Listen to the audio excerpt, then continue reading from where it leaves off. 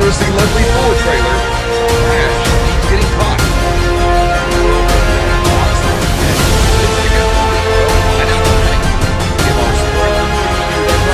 It's Thursday. Back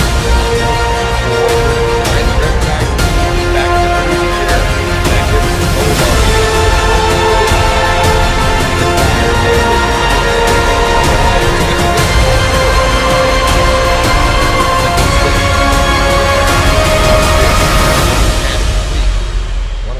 All of our illustrious panel here tonight. As always, I want to thank them for being part, but I really want to thank everyone who's chosen to burn a little bit of screen time with us tonight.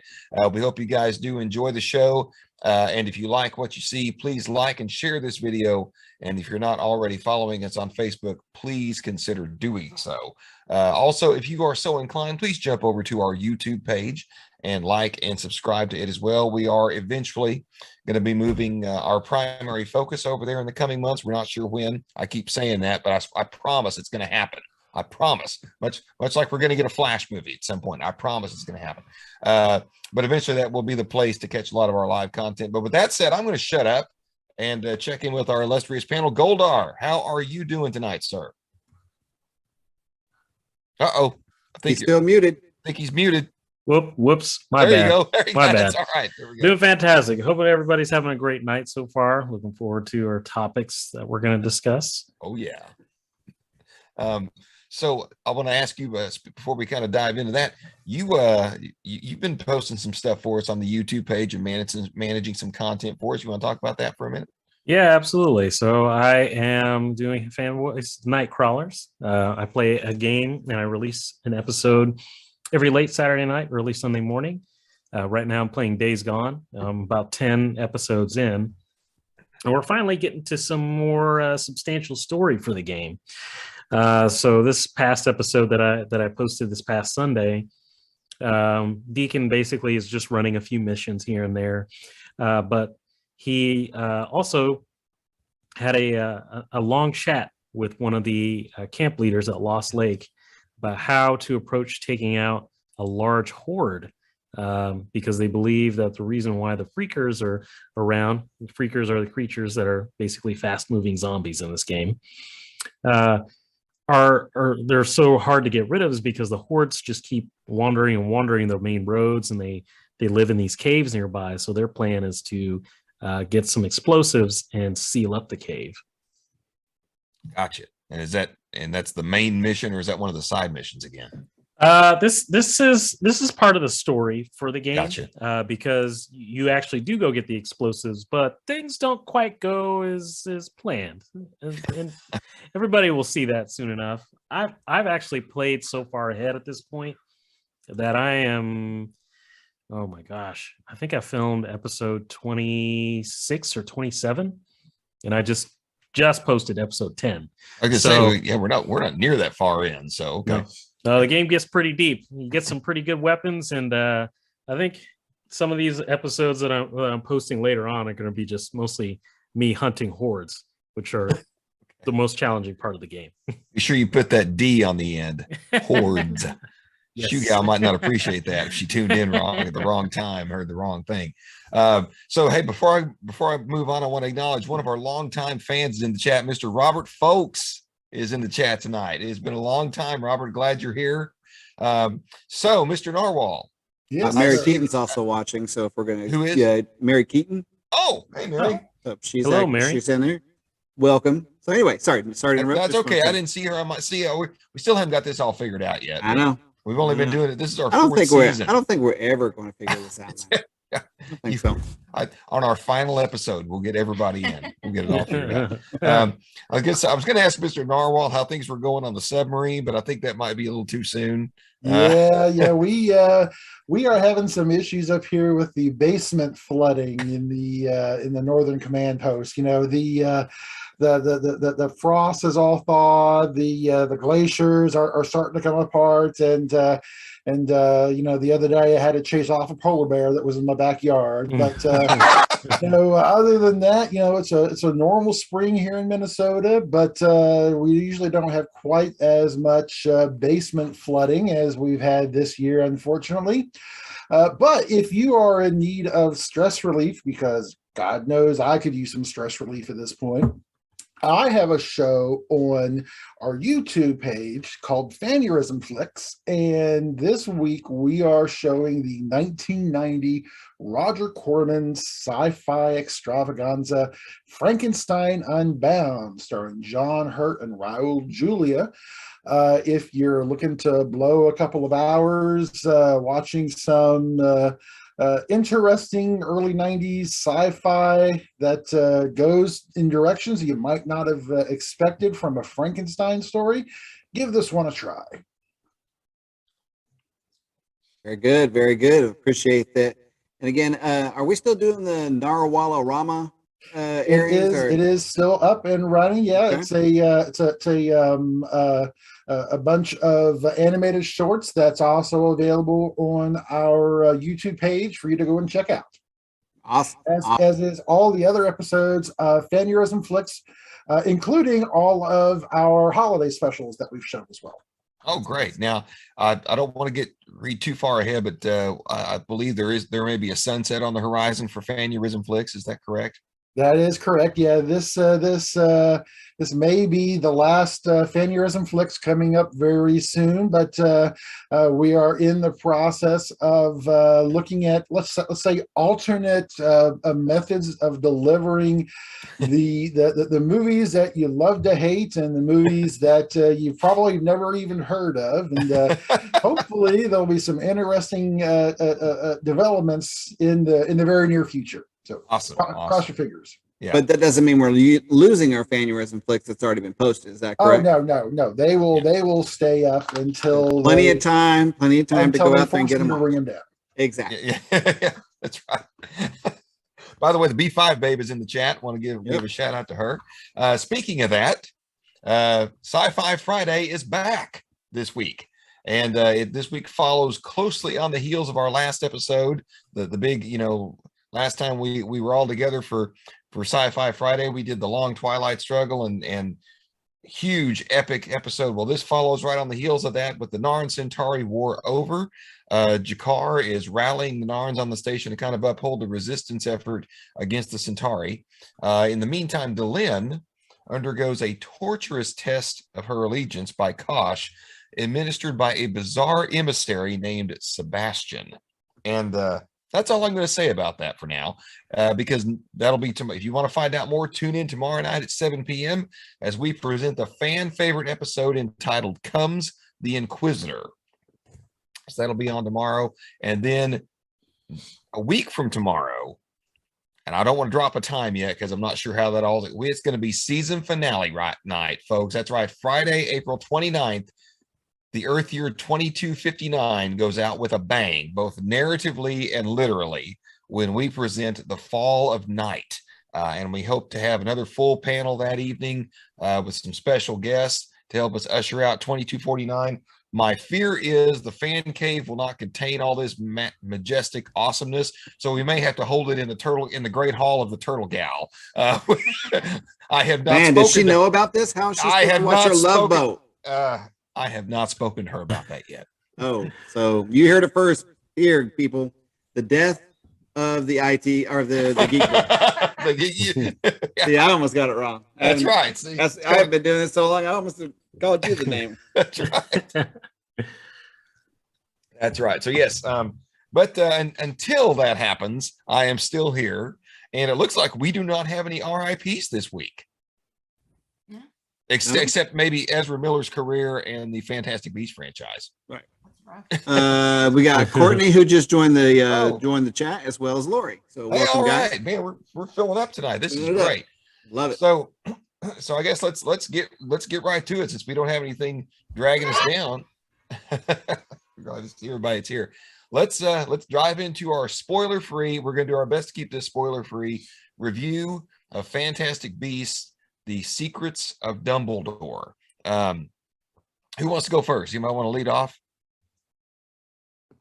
Dumbledore dies. No, I'm kidding. What? What movie did you watch? No. So no, I'll tell you what. I'll start because as the resident Muggle of the group, I always have to preface I'm the Muggle, or excuse me, no Madge, because that's American. Hey, that's American. No. I'm American, so I'm a no Madge. Anyway, I have to confess, I've actually had a better time with these films than the Harry Potter movies.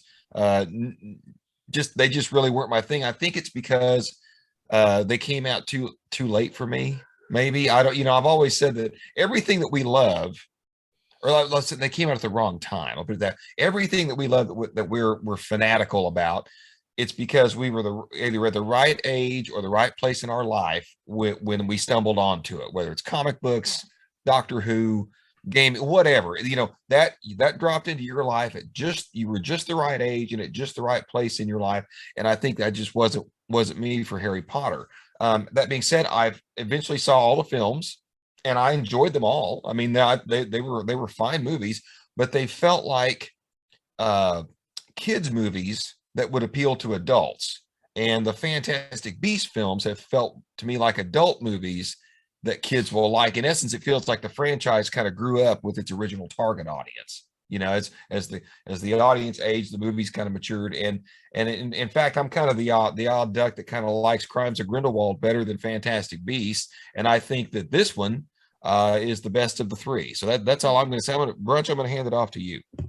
Yeah, I agree with that. I liked Crimes of Grindelwald and I liked Fantastic Beasts as a whole. They're great movies. But being a big Harry Potter fan, knowing a lot about Harry Potter because of that, I think these movies are fun to watch.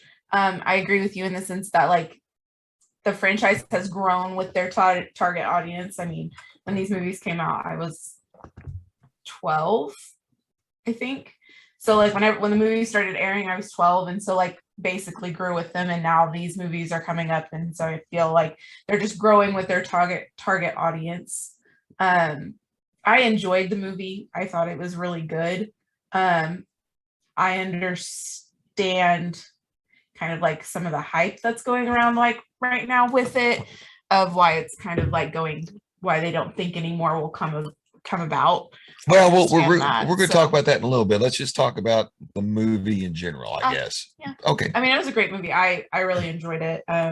You got to see more of Bunty, and I really liked her character, even though you don't see a lot of her. But I'm one that enjoys those about Bunty. Those obscure characters. So, and I really enjoyed it. I mean, there's new characters in here that I just really would like to see more of. So that's I can see that's that. great. I really enjoyed it. It was a good movie. Okay. Who's up next on the block? Oh, by the way, looks like let's see here. Just a few comments here. Basically, Courtney came in and says we can't see. Someone said we can't see you all, and Laura, and then Courtney came back. How about now? No, I said I sent a message here saying now, because I think it might have been when you were running the trailer. Gotcha. And then Lori came up. Tom and I have read all the books more than once. Young at heart, I guess. Now, just for my clarification, there's no books on Fantastic Beasts, right? No, not really. I mean, they have some, like they have like the screenplay book. I have that one, and then they have a few canon books that have been written by other people, not so much by JK. Okay. So they don't really have any true like Fantastic Beasts books. Yeah, I didn't think so. So yeah. Okay, so Goldar, what were your thoughts on this installment? I had some things about the movie that I didn't particularly like, and we can't really get into them because of spoilers, but I did feel like the direction that Grindelwald took in his overall plan in this film seemed to be a little bit more not quite what I would have thought it would have been. Okay, I see. Yeah. I expected a different direction for him to go, but that being said, I think the direction that they went in this film overall makes it more interesting. I just think that it was a departure from what I would expect from that character to do, given what his overall goal has been the previous two movies. Right. I liked that they brought new protagonists in, but I kind of feel disappointed because there was one protagonist that they kind of left out of this film, which I felt like they were a very integral part of the other two films. So it was kind of disappointing to not really see that person through most of this. Now, do you know the in-world, the real world reason for that? No, I do not. Okay, so I did some looking around and can we go in? You guys think it's a spoiler to say who it is? Because she hasn't been in any of the trailers. No, it's pretty much known she's not So in it. so Catherine Watterson, Tina is really not in the film, and you know the returning cast is uniformly excellent across the board. Mhm. I think now, judging from what I heard, she was originally supposed to be in the film, but because there was some travel restriction because of the beer bug of unknown origin, and then I think when that abated, I think she already had a scheduling conflict. So like she couldn't travel at first, and then when they got to where she could, she already had another gig booked. I think is basically, so there was a conflict essentially. Mm. So Okay. so I don't know if you hinted that we saw more of Bunty this time. I don't Mhm. know if Bunty's role in the story was originally to have been hers, and they did No, I don't know, but I anyway. don't think so. I think Bunty's was always supposed to be there. Okay. I agree. I think Bunty actually, that her depiction in the movie is, I don't think it's any lesser or any greater than what it was planned to be and stuff. So Robert came back. Okay, haven't seen it. Must see in movie theater or wait to watch it at home. And then Sprout came back. What the F have I missed? Rewind, start over. To be honest, Sprout, you haven't really missed a whole lot. We're still talking. We just got into our first topic of Secrets of Dumbledore and everything.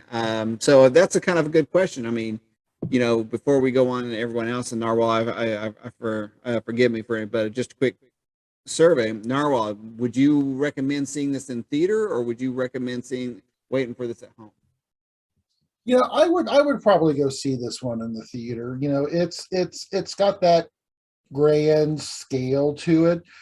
Yeah, definitely. I would say go see this one in the theater if you can. However, if you can't, if you have to wait for it to come out on streaming, it's still an interesting view. I think it will also translate to the small screen just as well as the big screen. But if given the choice, I would probably have seen this one on the big screen. Golder, what do you think? Would you prefer seeing it on the big screen, or could you have wait for it at home? I think I probably would have waited to see this one at home. Wow, really? Okay. Yeah, and it's not that I didn't enjoy the film. It's just that it wasn't. I'm really particular about films that I want to see like on a big screen. So if I'm expecting like to be completely like blown away and my world to be turned upside down, which is very few films that will do that, in my opinion, I would want to see those on like an IMAX screen or a big screen for sure. But otherwise, the majority of films, I'm fine with seeing them at home. Now that, thanks to the Reverend, we have a great sound system in our home now, and we have a decent sized television. So now I'm one step closer to the theater experience than I was before. So, yeah, this one I probably would have enjoyed seeing at home. Brunches, what do you think? Well, I think I just like watching movies in a movie theater. That wrong with that? Even especially since we couldn't do it for a year. Yeah, we couldn't do it for almost 2 years. It felt like. So I enjoy seeing it.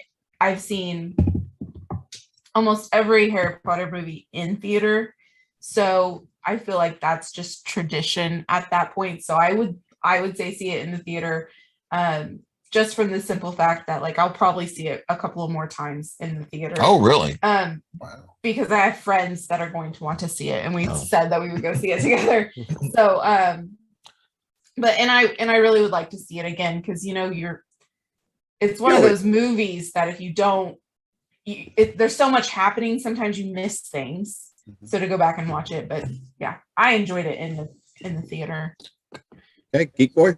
It's kind of funny because as I said, I finally saw the Harry Potter films here at the house when we were sick one time. I think they were, Apple had a special. I'm like, I'll buy them, and I watched the first two Fantastic Beasts. I binged them the 2 weeks prior, the week of. So, and I watched them here. So because I saw them all on the small screen, I really dug seeing this on the big screen. I mean, to me, I thought it was and we had a good theatrical presentation. I think that was the other thing too. We saw it in a really good premium theater.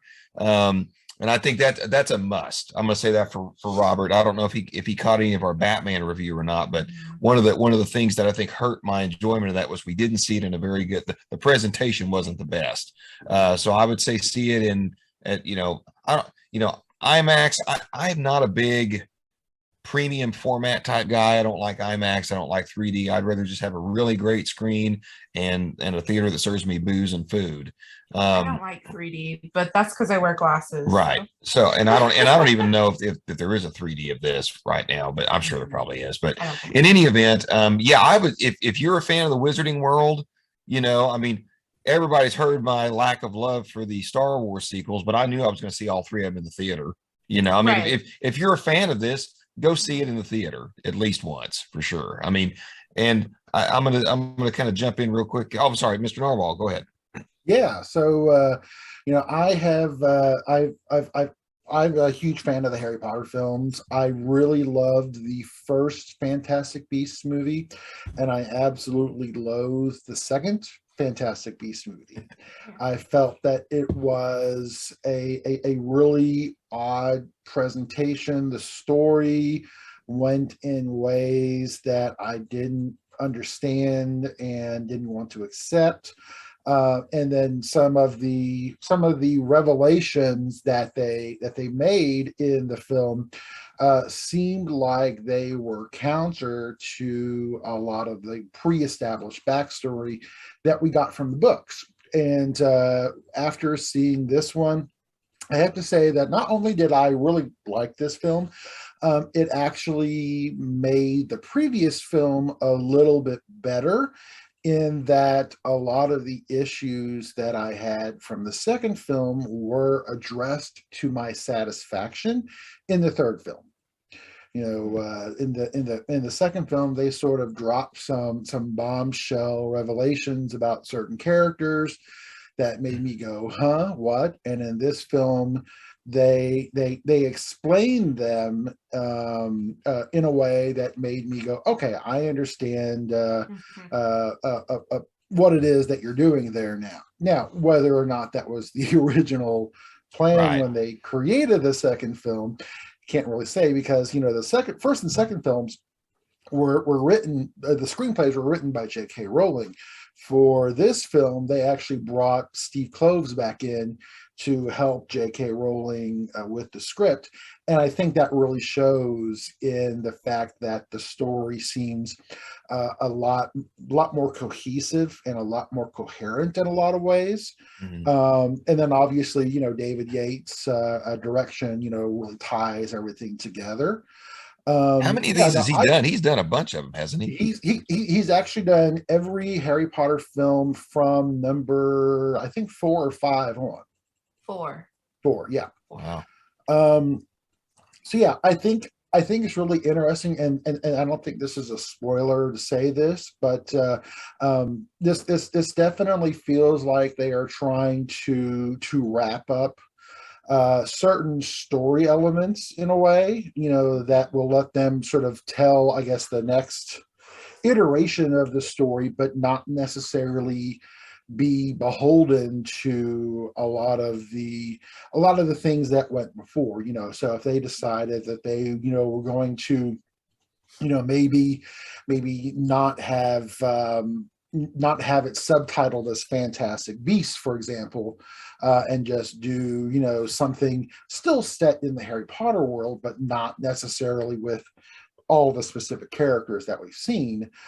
This feels to me like it's sort of put together in a way that lets us maybe explore some different and some new characters and some story arcs in this series. But I enjoyed it. I thought it was pretty interesting. Okay. Reverend, I think you're the last one we have yet to hear from. So I would say that I enjoyed definitely watching it in the theater and everything. I thought there was a lot of elements to it that I just enjoyed seeing it in a big screen.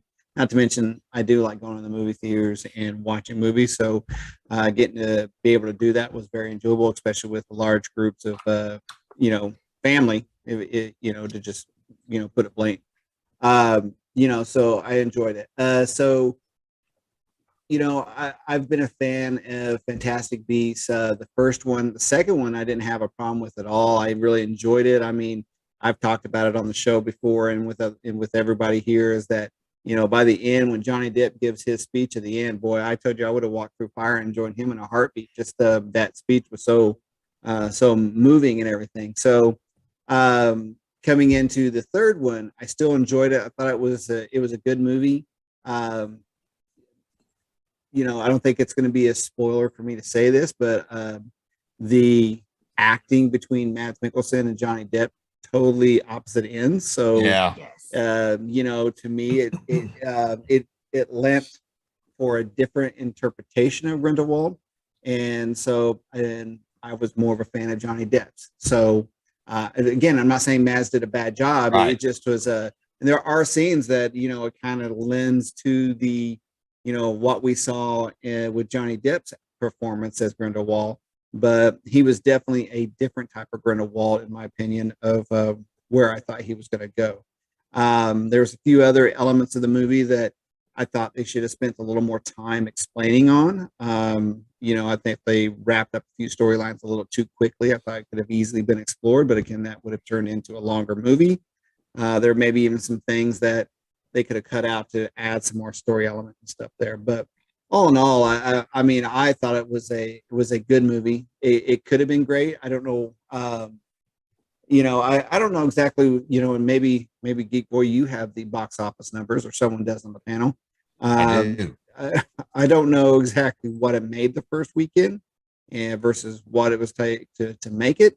But I will be very saddened to hear that that we lose this story, because I'd like to get to a point and just wrap the story up. So Yeah, let's that's kind of the next thing up on the docket here. One thing I do want to kind of put a pin in, or maybe expand on something like that, what you said and something Goldar said. I do feel like, and again, this seems as good a place to sit, since we're kind of basically, okay, Hannibal versus pirate guy.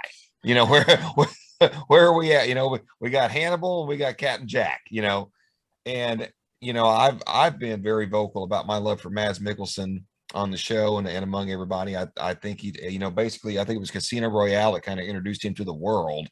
He'd been acting a long time in his own country, but that was kind of the movie that kind of rolled him out to a mass audience. And I've really enjoyed everything he's done. I enjoyed what he did here, but he does yeoman's work. But I just feel like Johnny Depp gave a much more interesting performance. Mm-hmm. If that makes any sense. I mean, neither of them was wrong, but you hire Johnny Depp for a reason. He can take a character and he can run that character right up to the edge of it being a parody, but he never crosses over that line. Much like what he did with Jack Sparrow and a few other things. And I just feel like that, Goldar said, given the Grindelwald we saw in the second one versus the third one, you didn't feel like his master plan was like, I didn't think he would go that way. Well, to me, it's in the performance, right? Like I can not see Mads Mikkelsen's Grindelwald giving that speech, but I can't see Johnny Depp's Grindelwald like that's his master plan. It's like it's so, but it's. And that's something else. There's a lot of things. It's almost like they were two separate characters. It is, and is it a spoil? Do we want to address how they address it in the movie, or is that a spoiler to say that? Well, I mean, I don't think it's a spoiler or anything like that, but I think I think we should leave it alone and let people experience that. Because I mean, there were several different ways to do it, and I think they just chose the path of least resistance, for lack of a better term. So, all right. So you brought up the box office. Mm-hmm. So let me take a look at this. This is from. Well, before we go into anyone else have any comments about the movies before we go into these details? Go ahead. So, go ahead. Narwhal? just a quick comment on the whole Mads versus Johnny Depp thing. I really enjoyed the performance from Colin Farrell in the first film. Yes, Yeah. he was really I did good. not like Johnny Depp's performance in the second one. Really?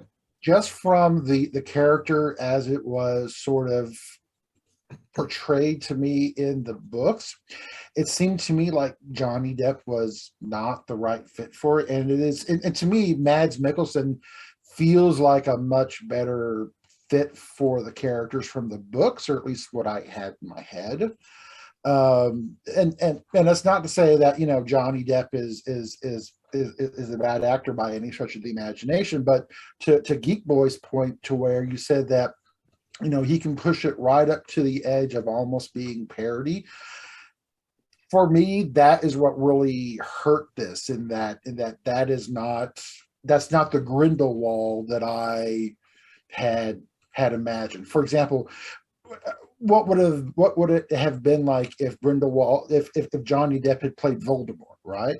You know, it would have been a completely different type of character. It didn't really have that menace. It has a creepy, you know, kind of thing, as we've seen from all of his Burton films, Right.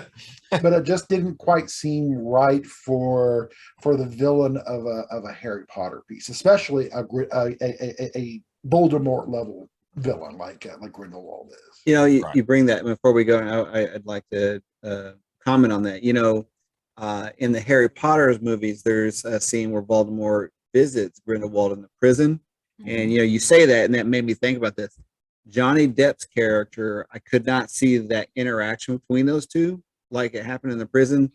An interaction like that between Voldemort and Mads Mikkelsen's Grindelwald, I think, would have easily played right into that scene. It would have made that very believable. But what you're right, and I think in the Johnny Depp version of Grindelwald, that scene probably isn't how that would have played out at all. I mean, in my personal opinion, the way he performed in the second one, he just wouldn't have been that.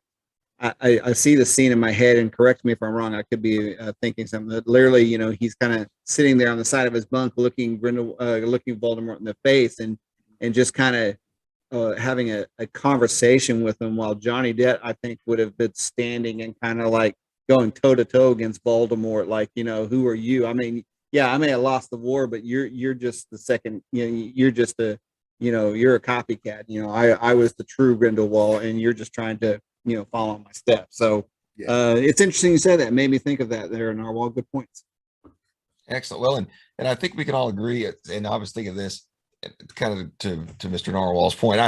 Can we make a tacit agreement that Mads Mikkelsen is the spiritual successor to Alan Rickman in all movies going forward? I mean, you know, like for example, like I could see, if they were to ever do the dumbest thing of remaking Die Hard, Mads Mikkelsen would make a great Hans Gruber. Yeah. You know, and Johnny Depp would make a terrible one. You know, so I mean, it just, again. Well, and so Grindelwald to me is like, so I don't know. So these villains in this world are outrageous, I guess is the best way to put it. But at the same time, I see Grindelwald more as like a Hitler type villain. So where catch more flies with honey than vinegar. So I feel like Mads would have been a better choice from the beginning versus Johnny Depp, because I feel like Johnny Depp was a little too far out. His speech was great, and I understand the fire and everything from the second movie, but at the same time, like, you have to think of this is a political race at that point for what they are in the villainry. So that's why I was like, I kind of wish Mads had been there from the beginning versus Johnny, and then we would have skipped kind of where we're at now. Technically, we've had as many Voldemorts as we've had Doctor Who's at this point. Well, you've had 3 Grindelwalds. I'm sorry. Grindelwalds. I'm sorry. So Grindelwalds. But technically, we have had 3 different riddles. If you think about it, because you have the little boy, you have him, the teenager that he's in the Chamber of Secrets, there, and then you've also got his older self. So there's been 3 different actors that have played Voldemort. Actually, there's four. Four. I was just thinking. I was like, nope, there's four. There's four because the fourth one is on the back of Quirrell's head. Correct. Yeah. I thought you're. Yeah, I was like, I couldn't remember the actor's name or anything, but you're right. That's exactly when you said nope. And I was like, yep, there's four. The one on the back of the head. I forgot about. Gotta get my geek on here. That's right, guys. So, all right. So I get. All right. So I got another topic before we go to the box office because I want to pose it to the group, and I posed this to the Queen, and it blew her mind, and she's pissed at me when I brought it up. Do tell. Made her think about it before 10 a.m. on a Saturday. So, she loves her sleep and everything. So the way I see this, and I think I've already talked to some of you before, but again, we're on the air, so we get to talk about as much of the stuff we want to make it a good episode. So at the end of Fantastic Beasts and Where to Find Them, we see Scamander subdue Grindelwald, and then basically Tina disarm him with his wand. So I pose that basically at that point she now becomes the holder of the elder wand. And so I told that to the Queen, and she's like, no, he's not using it. I said, but in the movies neither is Malfoy, but he disarmed Dumbledore, and that's when it transferred. And when he got disarmed by Harry at Malfoy Manor, that's when it transferred. So I posed to the group, what are your thoughts on that? And you listeners out there too, please feel free to comment. I think you got something there, especially considering in the lore how powerful the Elder Wand is supposed to be, that if you're the rightful owner of the Elder Wand, that you're literally unstoppable, you have the most powerful wand in existence, then is it reasonable that the, let's say, lesser power that we may have seen in the past couple films maybe has something to do with that, or it could just be, sloppy writing, who knows? Exactly. But also, what if the wand, and this is to your question, so what if the Elder Wand never answers to Grindelwald because he stole it as a child? Well, so actually in the Death of Hollow stories, you remember the wizard that had the Elder Wand, he got it stolen when he was sleeping, and then he slit his throat. So he wasn't disarmed in battle, it was stolen from him, and he was killed. So I think and with Malfoy, when it was taken, his other wand was just taken from him. He wasn't killed, but again, the transfer of power still occurred with the Elder Wand. I got nothing. I'll be in the car. Sorry. But then you also have to think, well, what if Grindelwald was not the one that stole it from the Deathly Hallows story? It could have been stolen from somebody else. Yeah. At this point, so you don't, because we don't know how many times it changed hands between the Percivals and then now. So right. Well, so let's go with Goldar real quick. I know he hasn't had a chance to chime in there, so I'd like to hear his comments as well. Yeah,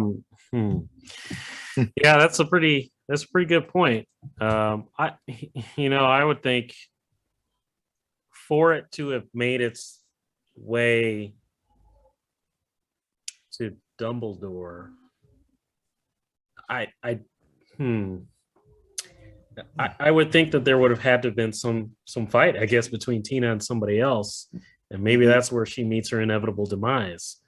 And then somebody else gets it, and then Dumbledore gets it back from them.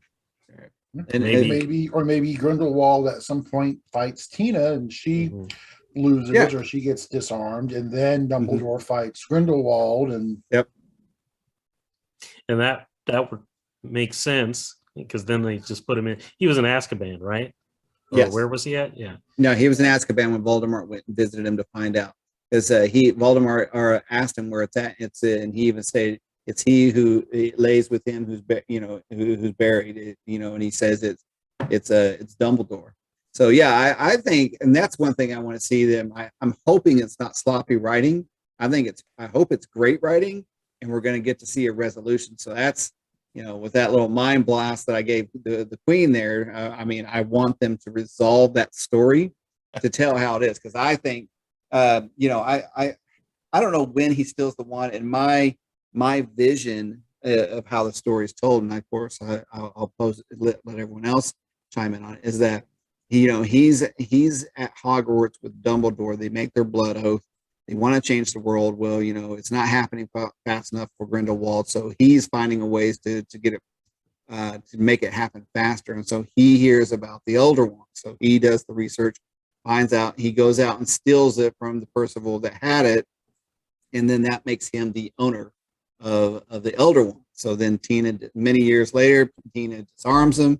She becomes the owner unknowingly. That's why I think we're seeing him, though he's winning, sort of.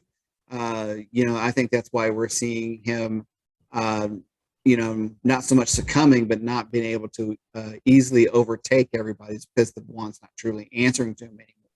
And so I think that's where I hope they come through and tell a story of how to resolve that point that I noticed. I really hope it's just not sloppy writing.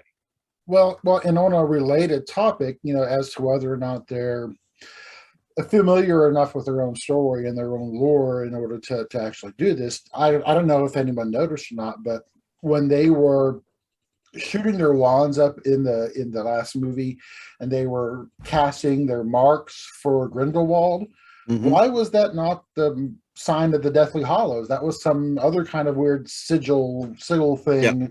Yeah. Which to me that was a pretty big omission there, that it wasn't the sign of the Deathly Hallows that you saw there. So is it something you're going to bring up at some point? Maybe, probably not, but we'll see. Well, we won't know yet because a sequel is not guaranteed. For probably the first time since the first Harry Potter film was released, a sequel is not guaranteed. Yeah. We're going to talk about the box office of this film, which, there's so many different ways we can go with this. First of all, let's just look at this. The first Harry Potter film, which came out November 16th of 2001, had a budget of around 125 million, and it made 965 million. So basically 9 times its budget, for just to keep the math simple. For some reason, Chamber of Secrets, they were able to make it a little cheaper, and it still made back 8 times its budget. So you took $100 million movie, made 875 million. And that's pretty much the pattern. Half-Blood Prince was way expensive. It was like 250 million, and it made under $1 billion. It was like 929.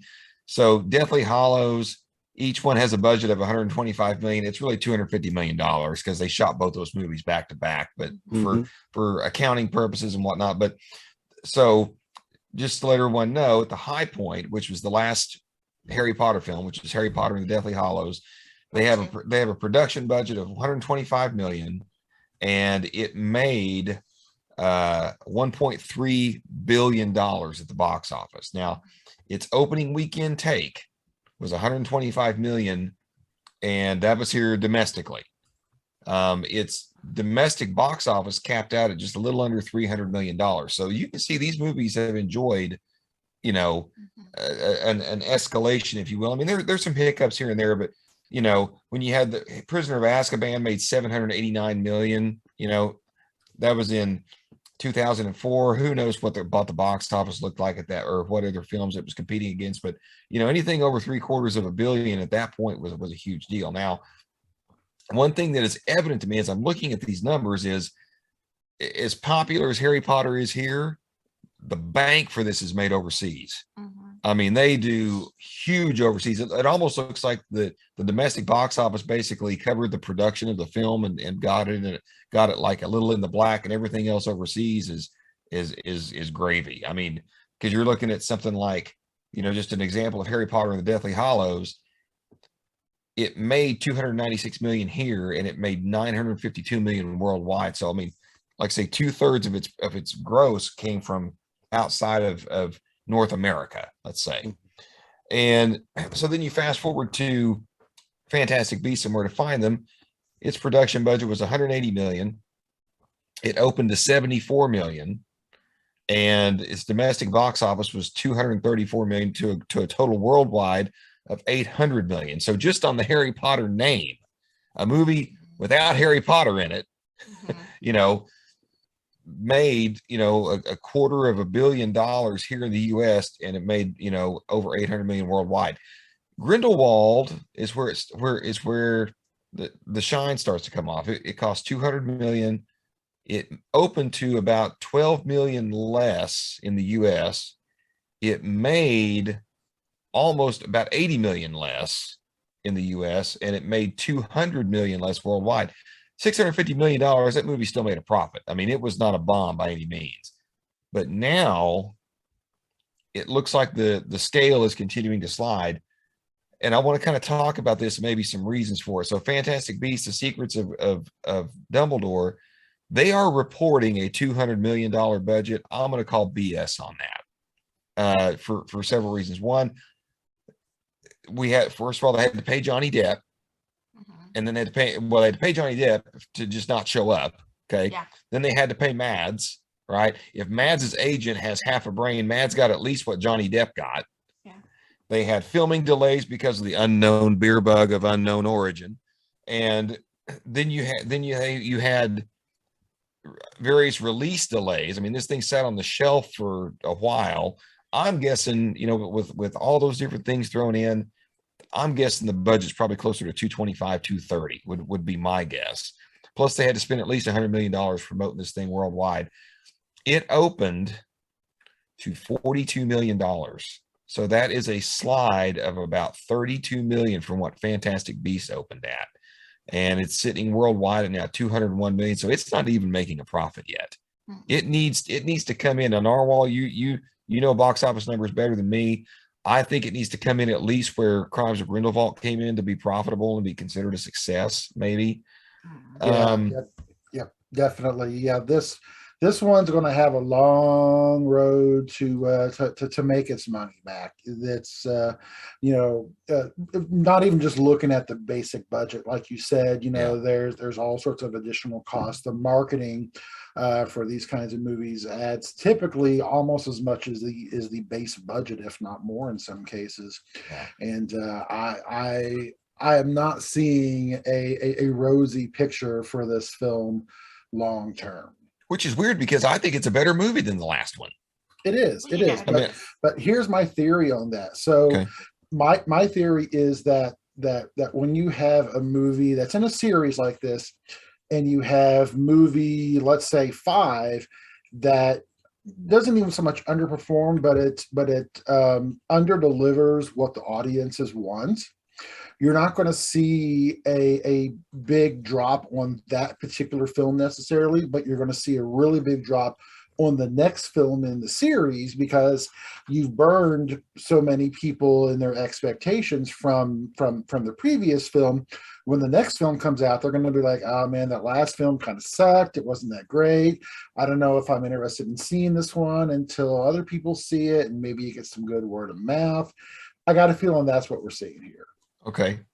So in following that train of thought, if you look at Transformers, that tracks. If you look at Pirates of the Caribbean, that tracks. Explain Fast and Furious. I mean, my God, that last Fast and Furious was terrible. It still made $700 million, man. I don't understand how there's something. Well, I think with Fast and the Furious, nobody goes to see it thinking it's going to be a great movie. I think They go everybody because goes. it's family. That's right, family. Family. Now everybody goes into Fast and Furious because they want to see something ridiculous. Like that's they've certainly got their money's worth the last few. like that. I mean, to be honest, like if they stuck with the franchise of being just fast cars for like the last decade, it would have died off a long time ago. Like it got more interesting the more ridiculous it got. It did. I don't know, man. I consider number 5 to be the Citizen Kane of the Fast and Furious films. I mean, that was just the best. But anyway. Well, at this point, it's almost like well, all right, they put a Fiero in space. I'm like, what more can they freaking do? So it's like, I'm with Narwhal. Time travel. Time travel. That's where they got to go. And that's where we're gonna go next, guys. Walker, man. Exactly. Oh man, they're gonna go back in time and save Dom's dad or something. yeah, like that. that's exactly what's gonna happen. What's gonna happen? Well, okay, don't want to get too far off topic, but do you guys feel like I'm sorry, Goldar, did you want to make a comment? Well, I tell you what, let me throw this out because I want everyone's theory of why this movie's underperforming. I think we got Mr. Narwhals, but I feel like, and maybe I'm just too close to it as a fan who we watch all this inside baseball stuff. There's a lot of things that are not of the movie that are kind of hanging over this thing. The Johnny Depp thing, that some people are not happy with the way they've revealed things about Dumbledore. We've had the whole J.K. Rowling drama, and of course the recasting of Johnny Depp and Mads, and of course the antics of someone we're going to talk about next. But that happened pretty close to the movie. Do you guys think? By the time all that really bubbled up, we already had our tickets. Yeah. Forgetting the fact that this particular actor we're going to talk about is a weirdo. And his character is a weirdo. There's just a lot of things going. Golar, do you think any of that stuff really played into it at all, or do you think it was all the last movie? I think a lot of that did kind of play a role in some of that stuff because, truthfully, I think that on top of the fact that we're still coming out of COVID. Well, I said it. Shit! Here we go. Yep. Right. We're still coming out of that, so we're essentially like box offices are gun shy about what movies that they're going to promote. So I think the marketing kind of failed on this because I really didn't know the movie was coming out until I think maybe Spider-Man is when they debuted a trailer for it, which I think that's enough time. But at the same time, I didn't see a lot of marketing out since going to see Spider-Man. It wasn't even until like a few weeks ago that we saw like another trailer for it when we went to see the Batman. And then we got the final trailer like a week before the movie came out or a few days. I thought that was kind of weird. Which was odd. So I think the marketing was kind of off on it. I think the explanation for the international numbers is Dumbledore's secret, or things that were revealed about it. Mm-hmm. I think that plays a big role because China does not like a lot of that. They really don't.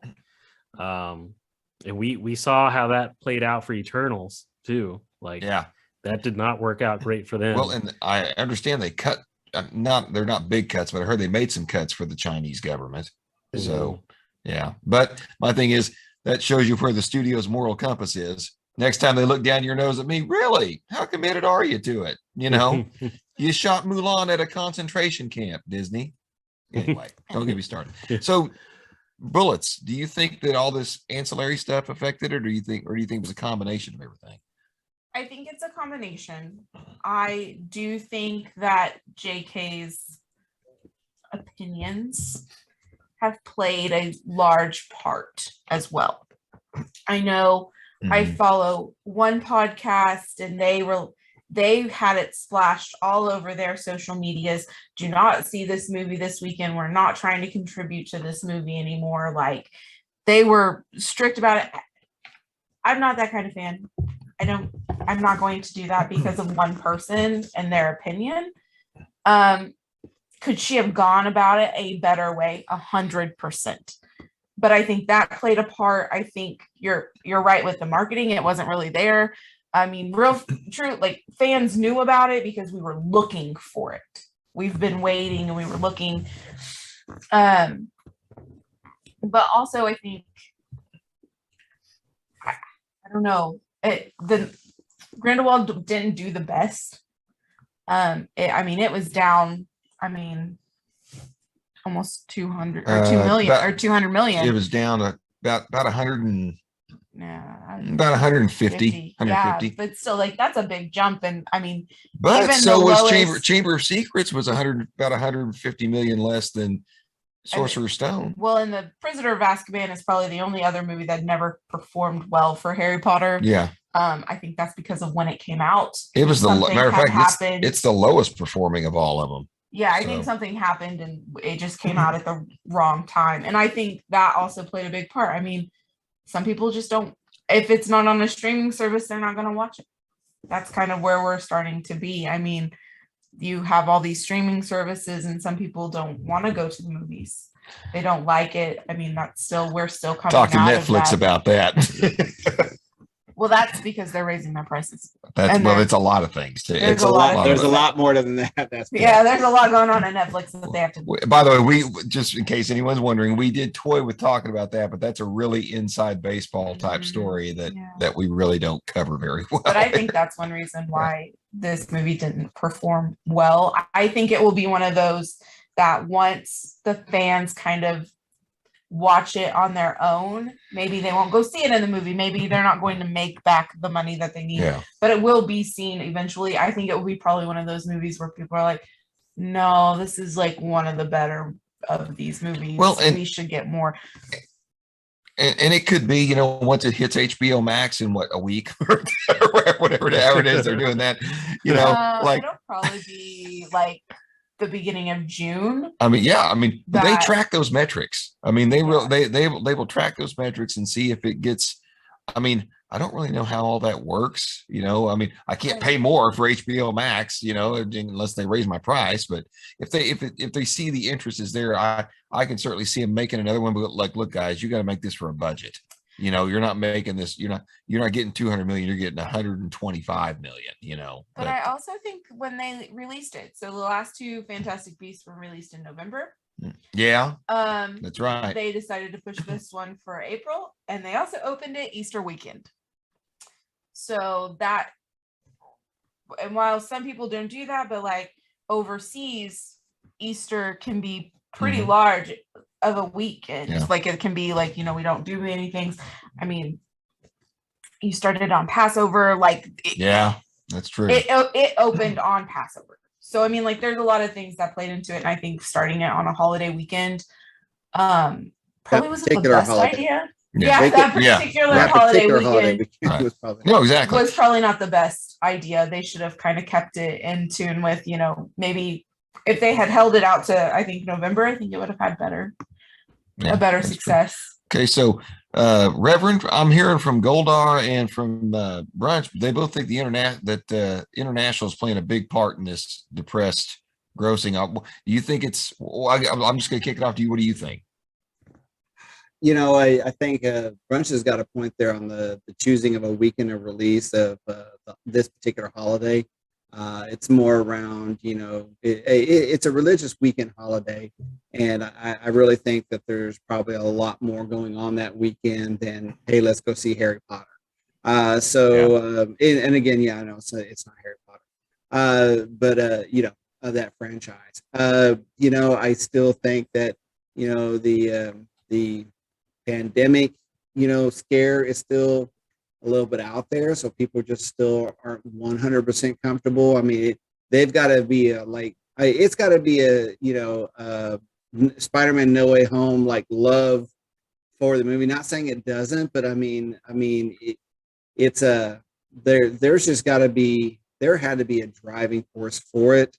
And I just don't think it was there because of the whole dilemma with the Johnny Depp and the Mads Mikkelsen drama that played out there.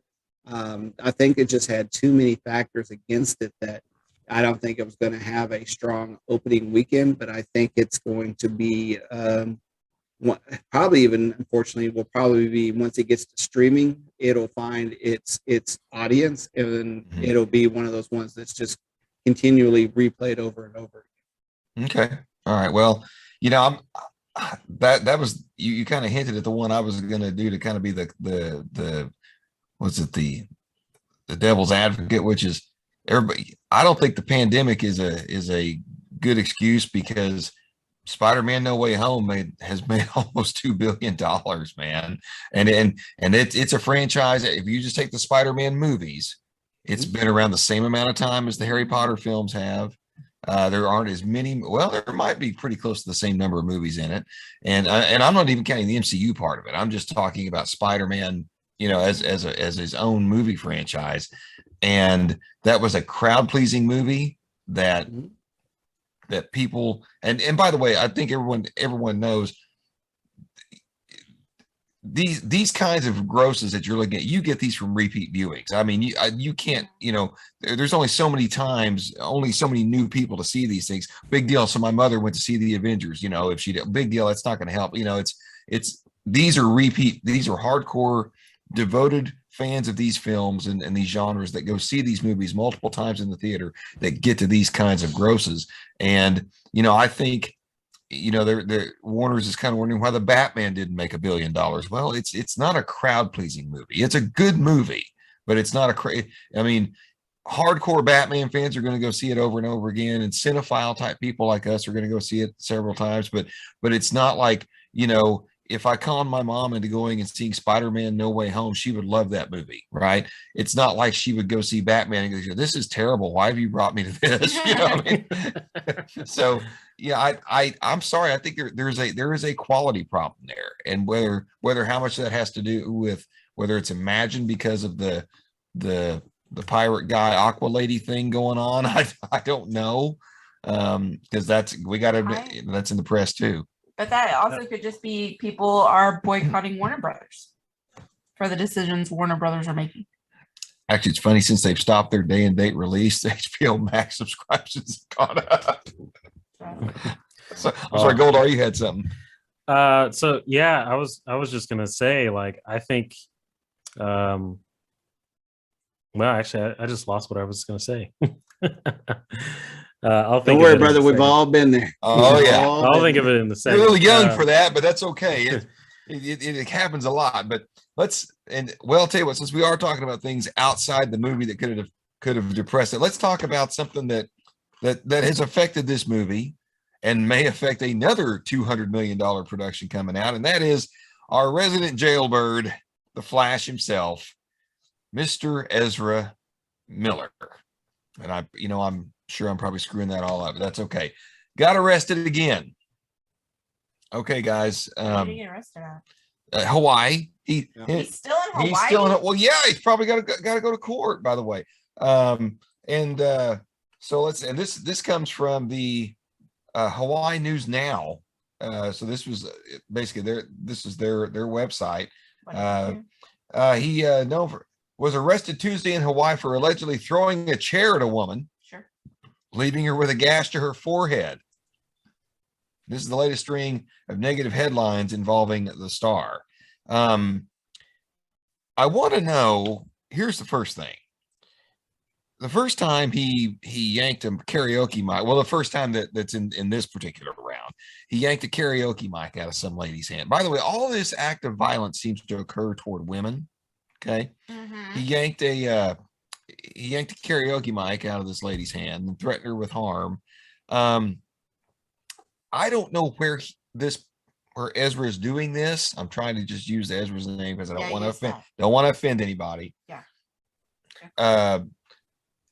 But some skinny little person comes up to my wife and he gonna get the beat down. It's gonna be Chris Rock all over again. Only I'm not gonna stop with one. I mean, the fact that there's some stuff that we don't know, because, like, seriously, like, how Ezra is able to keep this up and not have their ass beat, I just don't know. I did it right. Did you hear that? So that part I don't understand. Back when this happened, back with the choking thing, what was that, over a year ago? The fact that Warner Brothers didn't address this then is a mistake, and they swept it. I think that's a big part, is that they just swept it under the rug. Oh yeah. That and I think in general that it was just swept under the rug, that it was never brought up. I think that played a very large part too. Well, and according to an article this is from Screen Rant.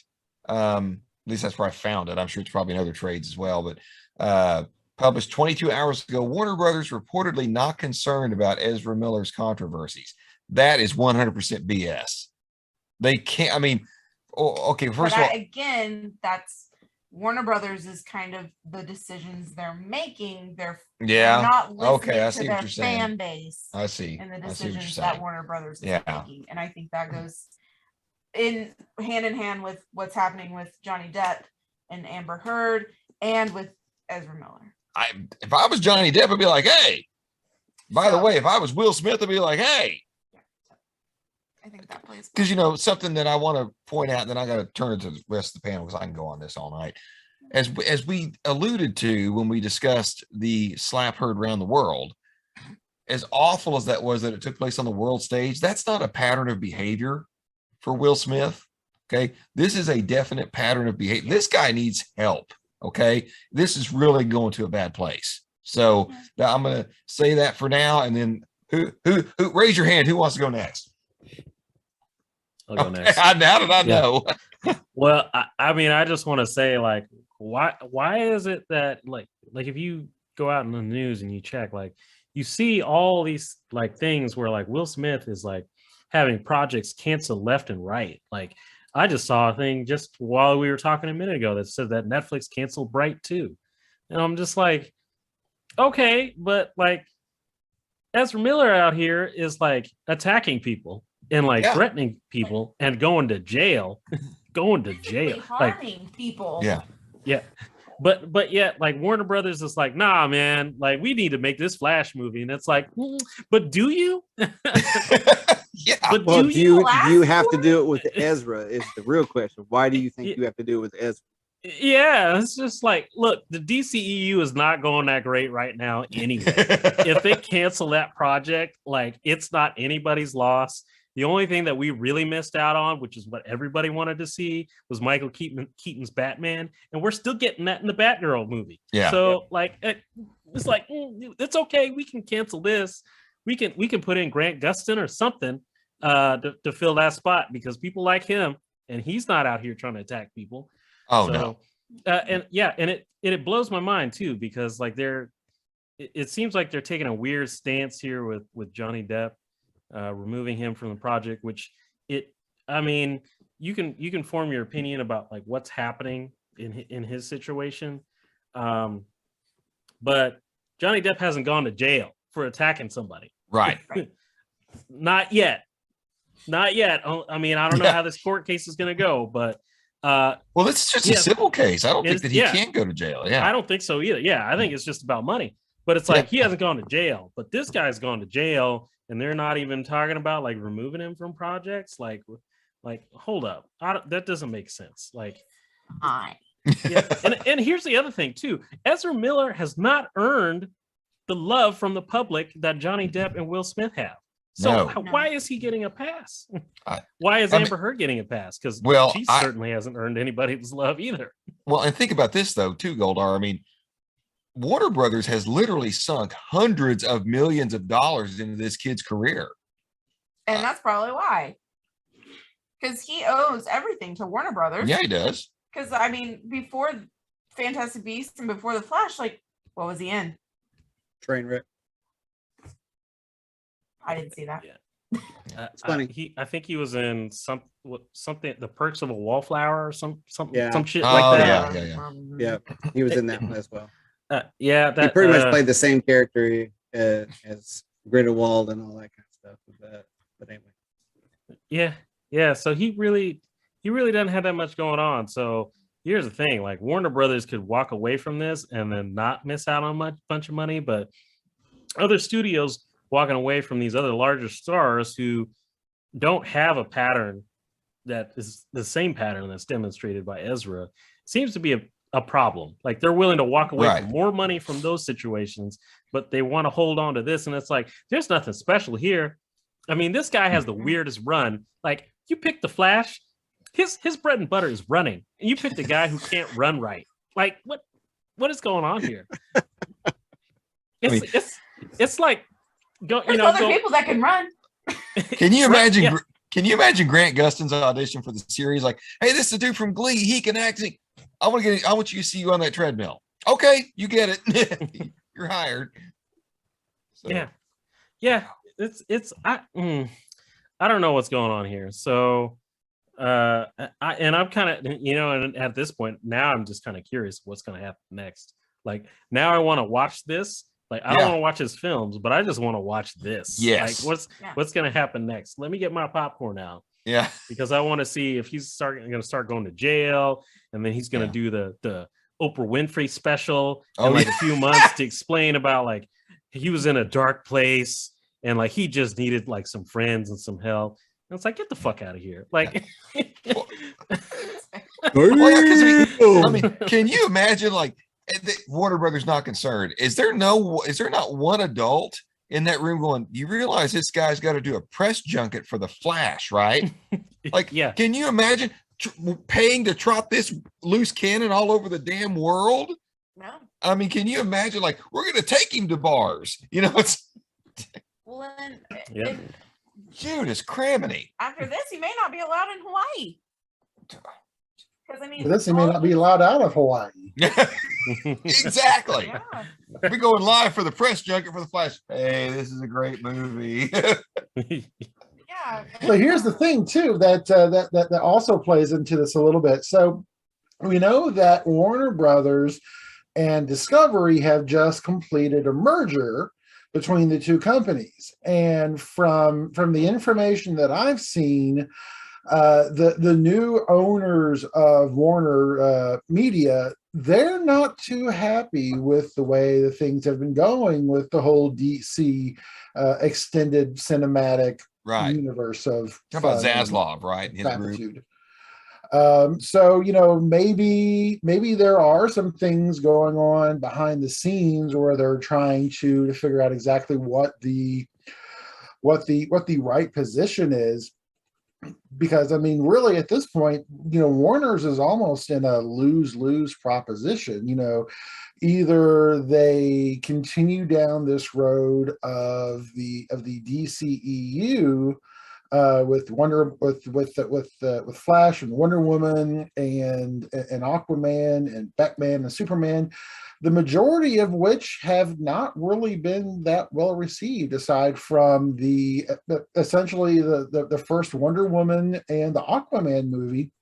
They've not really hit very big, and obviously they have a lot of sunk costs already into the filming for the Flash. So they're I would think that they're probably balancing the amount of costs that they've already sunk into not only this film but to this entire franchise, because they've also essentially completed not only a significant portion of the new Aquaman movie, they've also finished filming the new Shazam movie, which is Right. Yeah. sort of tied into it, but not really. You could snip that out of the DCEU extremely easily, just because the tone of that film is so much different than everything else that they've done.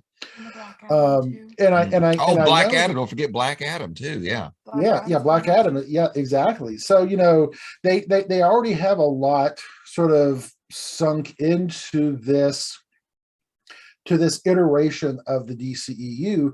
Couple that with not only the fact that the new owners don't really like the direction that this is going, but now you've got all of these continuing issues, not only with Ezra Miller, but then you also have the entire negative press that has been in the past and currently happening, and probably will be happening for quite some time with Amber Heard around the whole Aquaman thing. And at some point, you have to wonder, when will the new owners of Warner Brothers decide, what, enough is enough, and no matter what it's going to cost us in the short term, we have to saw that limb off to save the entire company long term.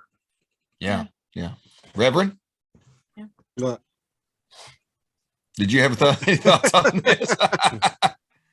No, I mean, everyone's bringing up some great valid points and everything. I think we've easily expressed on these panels before that Ezra Miller is not our Flash, and so his behavior is, though not it's appalling to see someone that is supposed to be a role model of some sorts, or someone that is to encourage or is in a position to be selling a product for a large company and not taking that into consideration. The Ezra's fans and that are probably dwindling because of the actions that they're taking is got to be detrimental. And to think that WB or Warner Brothers is not being impacted by that, or sitting in a boardroom going like, there's just no way that anyone with a conscious mind can believe that state. I know. And now, and for me, and I'm gonna see what you think about this, Reverend. There's no way he can continue to be the Flash. I mean, I know they're not going to reshoot this movie. He can't. No. He can't continue. No. And I don't think they're gonna redo this movie. I'm sorry. You finish your comments, and I'll go back from there. Well, yeah. So I would say that a good scapegoat, if you will, for this story would be for Ezra Miller's Barry Allen story to play out, and then play out into a Wally West spin-up of the Flash, and he take over the mantle. That'd be an easy transition. It's an easy walk out of Ezra Miller being shown the door, but you still keep your Flash storyline, because Wally West does take the mantle of the Flash for a long time. Right. Some even people believe that he's even a better Flash than Barry Allen. Not that I was impressed with the Wally West that we got from the Flash series. Not that he was a bad actor. I just I don't know. In my opinion, it wasn't a well-told story of Kid Flash, and so. But I think they've got plenty iterations of what they can do there. Not to mention, once you brought up Black Adam, they're already talking about that being a spinoff into a Hawkman movie. And then, then you can actually easily bring in John Garrett's Golden Age Flash as a story point, and you still have your Flash story. So, there's a lot of exit strategies surrounding the Flash, and so I think Narwhal's hit it in the fact that they've gotten so much sunk into this. They've just got to, basically break through the ice and just get it done. And then, however they need to show Ezra the door, build it out and build into your next story of the Flash with Wally West. Well, the one thing they have going for them as far as doing that is, we do know, this is not a spoiler, they're doing a Flashpoint storyline. Yeah. So they have multiple doors of how to show him out one and either bring Grant Gustin in another one or bring Kid Flash. I don't think they're going to do Grant Gustin, because I think even Grant Gustin said he's kind of done with the part after this season. I think the show's done. And as much there's things on social media trending, replace Ezra with Grant. Okay, that will not happen because it's my understanding principal photography on this movie's done. It's in post. Is all the post-production houses are backed up because of the beer bug of unknown origin. And here's the thing that a lot of people don't know. First of all, we run the risk of a Superman mustache thing if they try to CGI Grant Gustin's face. But the other thing is, they couldn't even do that if they wanted to, because of the rules and the lawsuit that Crispin Glover won back in the late 80s, early 90s against Universal and the makers of Back to the Future. You cannot have one frame of an actor in a film and not compensate him for it. So you can't, they couldn't, so let's say they CGI'd Grant Gustin's face over Ezra Miller's. If that's Ezra Miller's body, you've got to pay him. And so that's why I don't think Bob Gale and those guys will admit that that's Eric Stoltz's fist. That's a whole different story. But I've heard that reshooting this thing is going to be nearly impossible because it's almost done. Well, no, that and you've got to reassemble all that talent who's probably another. And I've heard that again, this is a rumor that Ezra Miller plays multiple versions of the Flash in the film. So you've got, reshooting this thing is impossible. So you just got to craft a new ending. I think and you've got to, I don't know. I don't know. Is this going to be a $200 million write-off? I don't know at this point. I would have agreed with you in the past there, Geek Boy, but we're in the day and age that, you had Tig Notaro put in completely in post in Zack Snyder's Army of the Dead. In fact, you even have Ridley Scott completely removing Kevin Spacey from his last movie, All the Money in the World, and replacing him with Christopher Plummer. If it hadn't been for some of those business decisions that we saw, I would agree with you 100%. Okay. I'm not so sure. I'm not so sure. They Wow. may very well decide to go and excise him out, especially if either the situation worsens or something else happens. I could see them looking to make a move there. You know, on the other hand, too, regardless of the fact that he's been arrested a couple times, technically Ezra Miller does enjoy the presumption of innocent until proven guilty. Oh, absolutely. And obviously, if Warner Brothers decides to remove him for cause, and then we find out, however unlikely it is, that there is no cause, or that there was mitigating circumstances, or something else happens. Like I said, not going to happen, but there's always that 1 in a million chance that something could come up, and then you've got Warner then with egg on their face, going, okay, we went and we spent another $150 million to replace Ezra Smith with I don't know, Kevin Spacey, for all we care. Yeah.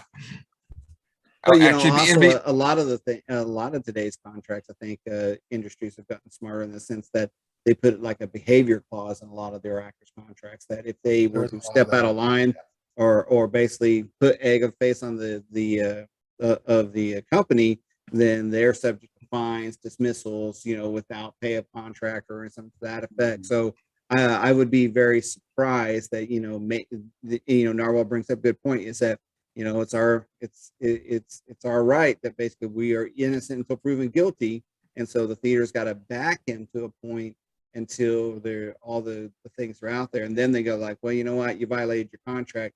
At the end of the Flash movie, guess what? When you run and turn back time and you save the world and everything, yeah, we're going to have your atoms. We're just going to CGI your atoms to disappear, and you supposedly die.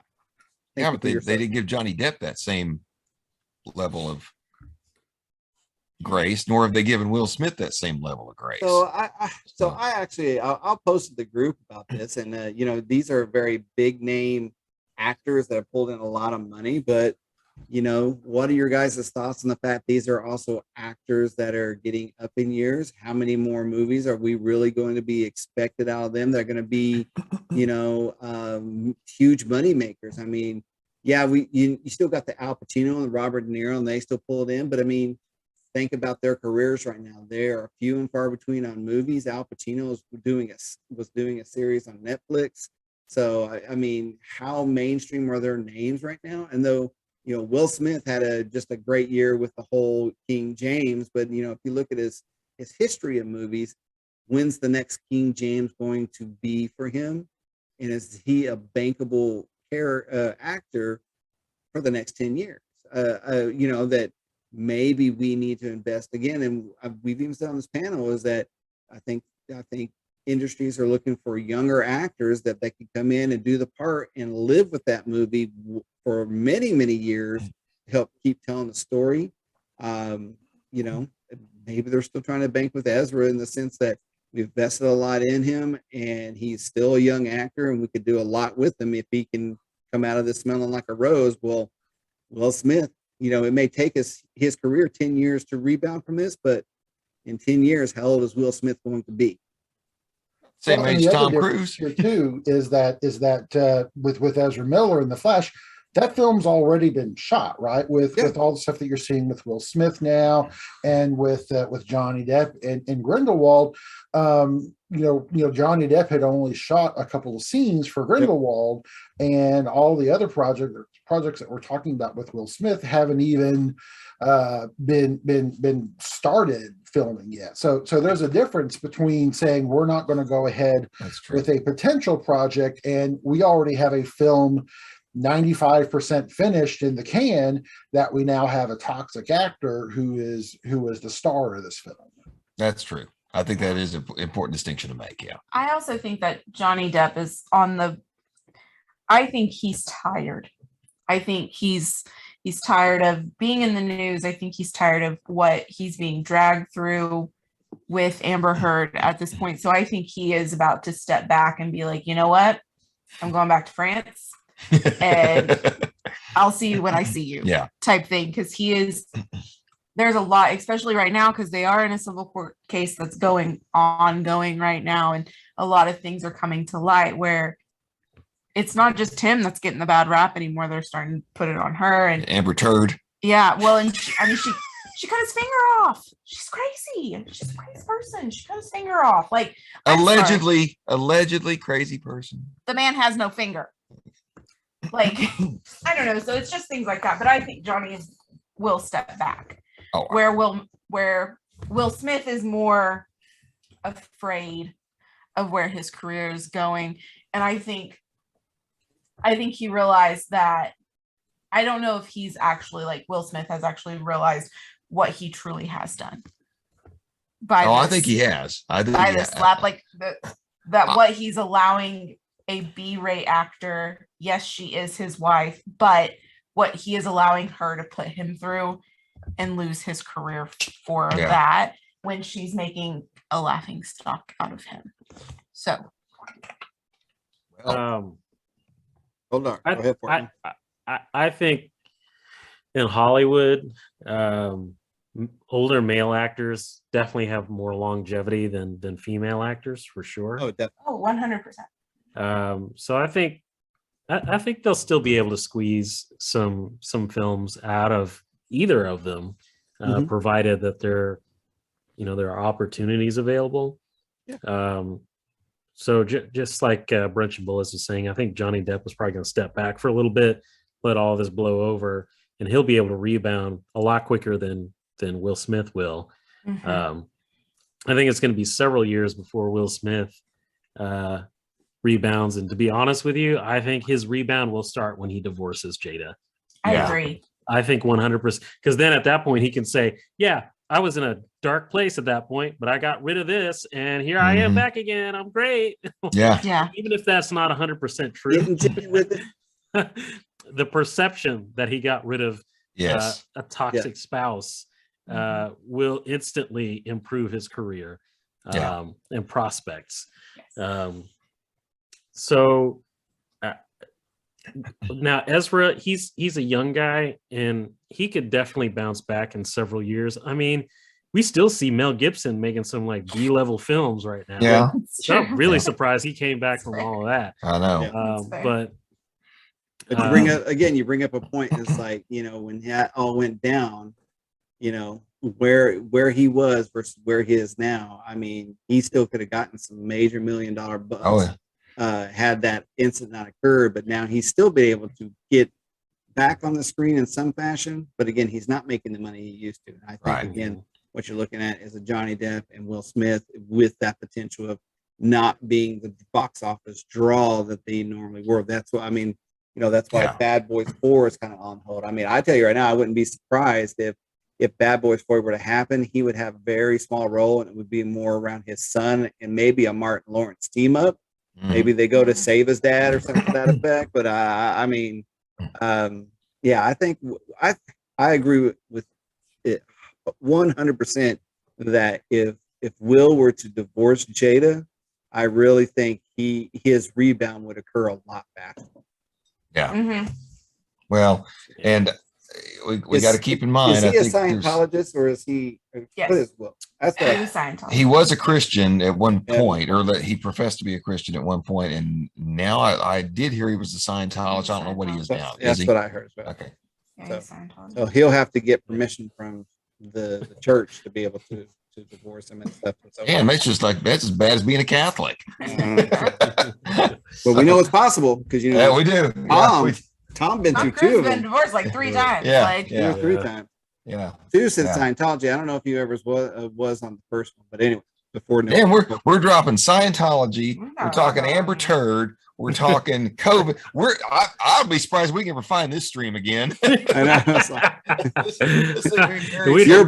Your broadcast has been deleted because we just couldn't mute enough stuff. You're gonna have to dig down through they're going to run into Jimmy Hoffa's body before they can find this damn thing. I almost wonder with Ezra though if they'll put him under a conservatorship, like what they did with Britney Spears. It sounds like he needs to be under one. He got to have something. Well, and how can I say this without even stirring up more buzzwords than we've already said tonight? I think the reason Warner's is delaying on acting is because Ezra has chosen to identify himself in a little bit different category than, say, Will Smith and Johnny Depp. Am I saying that?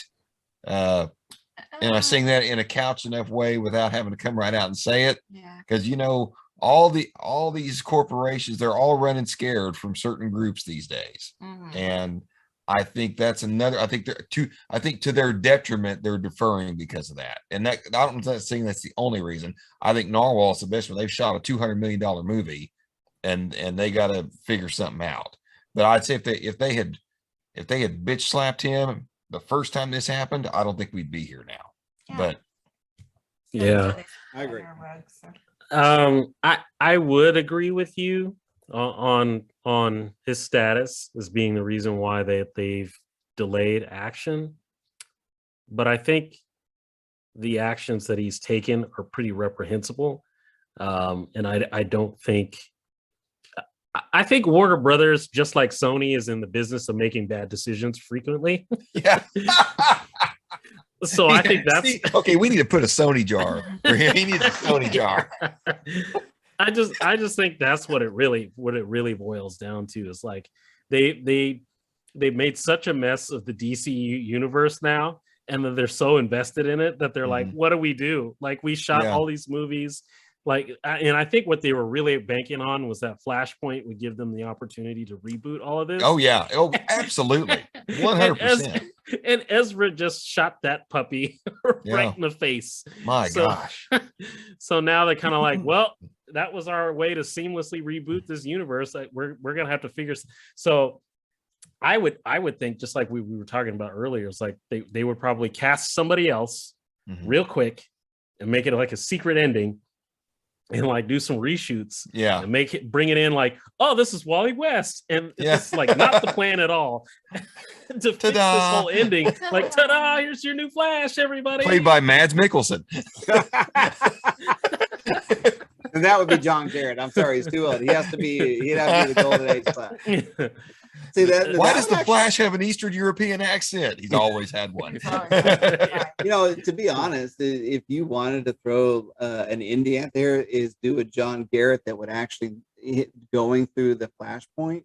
It takes you back to time where basically you start with the Black Adam story, and you could actually do a whole John Garrett Black Adam Hawkman story where they're going to do the Justice Society of America. Yeah, I mean, that's kind of a really interesting way to end the Flash movie with him like maybe in the Speed Force passing John Garrett, and then you is that the right name of the Golden Age Flash? Oh, I don't remember. I think it's Jay Garrett. Jay Garrett.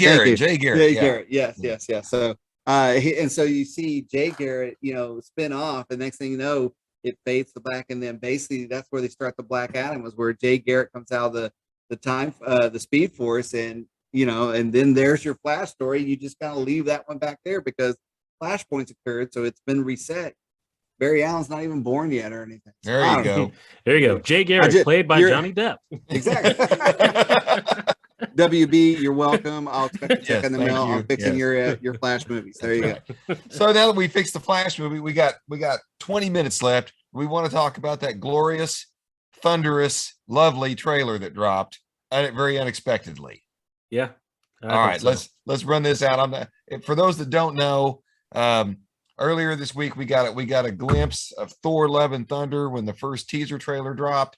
It's glorious. I'm not going to talk a whole lot, but all I can say is the thing that resonates with me most is, oh my God, they use "Sweet Child of Mine."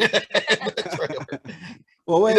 You tell me not to use sound. So I just said it though. I didn't sing it. I know. I'm saying, not singing it. If we're gonna play this, don't. Yeah, no.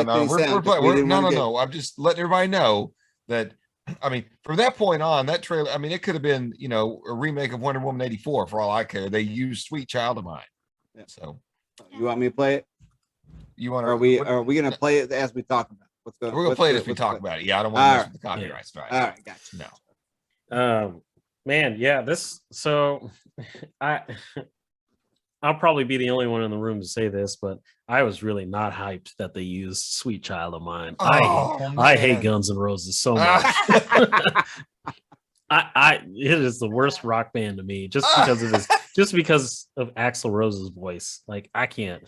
But the rest of the trailer was great.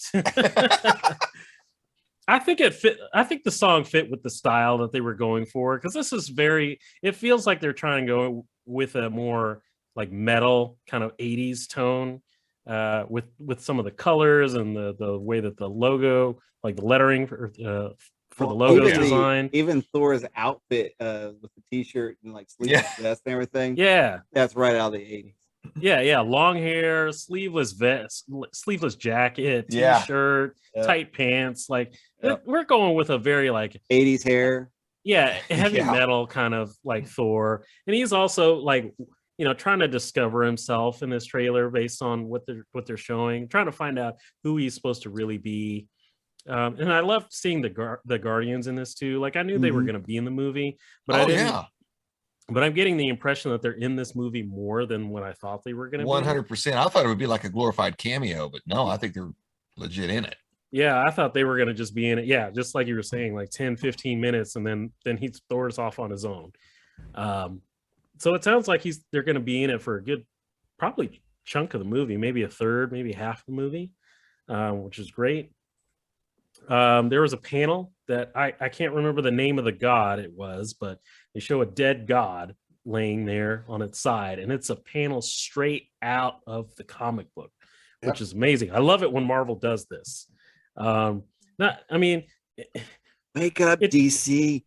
Yeah, it's just the attention to detail that Marvel does for some of these things. Shugao and I are kind of going back and watching some of the MCU movies and just going back like, oh man, this is great. So them continuing on their track record of like delivering stuff that fans want to see and are excited about, just some fun ideas. And then at the very end, we got our first look at Jane Foster's Thor wielding the looks like recomposed hammer with a shocked looking Thor. It seems like this is going to be probably a really interesting, a really fun movie.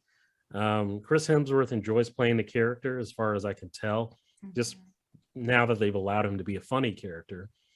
I think I'm expecting great things for this one. I think this one's going to be another banger for him. I do too, for sure. Yeah. I would say that, I never would have thought about it until this, but the teaming up of Thor and the Guardians of the Galaxy, I think, was just sheer poetry. I mean, the way Chris took Thor through his transformation and all that stuff, it was like he was destined to be with this group. I mean, especially the way Chris has been playing Thor's character lately, it was like he fits so well with everyone. And of course, even in the trailer, I mean, the scene where he's just leaning into his vision. I mean, I just it is so funny. I mean, I've always thought Chris Hemsworth has always got some great comedy chop, but I mean, he just continues to kill it with Thor and his comedy. I mean, after Thor: Dark World, I think that's when he found his true niche for the Thor character. I think he was still trying to find his way at that movie, but I mean, ever since then, I mean, I've loved these Thor movies. It's not even just about Chris Hemsworth in that movie, the Dark World. I give this 100% credit to Taika Waititi, just because he was the guy who really came in and took Thor, the franchise, in a completely different direction, and not only revitalized the character that Chris Hemsworth was playing, and made him absolutely fall in love with the character again, but it really just completely revitalized and changed the entire Thor franchise to the point now where, for the longest longest time, the Thor franchise was definitely a lower tier Marvel MCU property, and now it's up there with any of the big boys. It's Right. all about Taika. Yeah. Oh, absolutely. Yeah. Yeah. And his And I- sensibilities. And I think it says a lot that they can take the personality of the character in a direction that doesn't even exist in the comic books, and it's No. still successful. Like Yeah. that's pretty impressive, because as we've seen, so many times that studios take creative liberties with characters and stories, and it fails miserably. Yep. But they found success here, and I want to think that's, yes, it's definitely Taika's vision for this character. But I also think that too, like, we've kind of accepted that most Marvel movies are going to be good. Like, I think the audience just goes in expecting things to be decent, entertaining, even if they're really not a great film. I mean, how bad can you dunk on a Marvel movie nowadays? You know what I'm saying? I mean, like we dunked on Eternals, but like it's still better than what DC is doing right now. Oh my God. I'm an Iron Man 2 apologist. I mean, I love Iron Man 2. I so love do the I. hell at Iron Man 2. I don't know Iron what Man 2 is anyone. great. I was so happy to see War Machine in that. I was like, dude, this is what we need to see. And here's the other thing too, especially Iron Man 2 has aged better than a lot of people give it credit for. Like, if you watch it if you say, I want to go back and watch all the MCU movies again, you watch Iron Man 2, there's a lot of foundation work being laid for the MCU there. So anyway, I think Brunch is about to turn into a pumpkin. So I think she's going to. So we're going to sign off probably here not too long. But I know you got to get home and tuck the Viking Slayer into bed. Feed the baby. Feed the babies. Feed the babies, the four-legged babies. Yeah, the four-legged babies. But she's gonna step out. So I'm gonna thank you for joining us tonight, Brunch. I appreciate it. Yep. Good seeing you, girl. See ya. These are annoying. Okay, there you go. Yeah, so I'm very excited to see this new movie. The trailer that we saw, as we know, Marvel likes to change and tweak their trailers in such a way as hide specific plot points or characters, or make things seem not exactly as they really are. I don't know if you guys have heard or not, but there's a rumor going around that there is one such scene in the new Thor trailer. There's a scene in there. You tell. Where there's a scene in there where you have Thor sort of in the middle lower part of the frame, and you've got Korg on the right side of the frame, but on the left side of the frame you have a suspiciously empty area in that frame that looks like any self-respecting DP or director would have put somebody in there. So a lot of people are thinking that we may well have a very special character introduced in this film. Wow. I don't know exactly who it's going to be. I've heard some rumors and some discussion that it could be another hammer wielding character in addition to Jane Foster. Oh, are we talking about Beta Ray Bill? Beta Ray Bill, yeah. But again, we have no confirmation one way or the other as to whether or not the character's in there. For all we know, they may have actually taken Jane Foster out of that shot just to save her reveal for the very end of this trailer. So, we'll see. Not that we've never seen any recent trailer omit certain individuals from scenes to try to save or create a CGI Hulk around a CGI Iron Man. Just to fool you. So I would say that's like one way to they could really knock it out of the park. Not only could they deliver, Thor Jane Foster, but deliver Beta Ray Bill. I think that would drive people wild. Or could it be? And I'm just spitballing here, but remember the Guardians are in this movie. Could it be Adam Warlock? Could be Adam Warlock. Could be. They could be Could bringing but him in. I think they're saving him for a bigger one. I think he's going to show up in the next Guardians of the Galaxy. Oh yeah, because they've already cast the guy for that role. I don't think we're going to see Adam in this. I think Adam's going to be. That's how Guardians of the Galaxy will wrap up their story with Adam, with possibly a launch with Adam Warlock into his own movie trilogy. I think that I agree. I think you have a really good opportunity here to introduce a Beta Ray Bill. And with that first time seeing people come back for it or hearing the buzz about, oh my God, it was Beta Ray Bill, was definitely going to tell them like, all right, so is this our next Thor? Do we look at the story of Beta Ray Bill as our next, Thor story, or what do we do here? Do we babes? So right before we came on, we heard from one website that the cancer story around Jane Foster in the comic books will be a story point in the Thor Love and Thunder, and so I'm just kind of curious, will this launch into a Jane Foster, 1 or 2 movie about her stint as Thor and her battle with cancer, or will this all be addressed in one movie, or how that's going to be? So I don't think. Without bringing her in super early, I don't know how they would address the cancer storyline in one single movie. I don't know, but I can't imagine that they would be ramping all this up to just do one movie with her. That's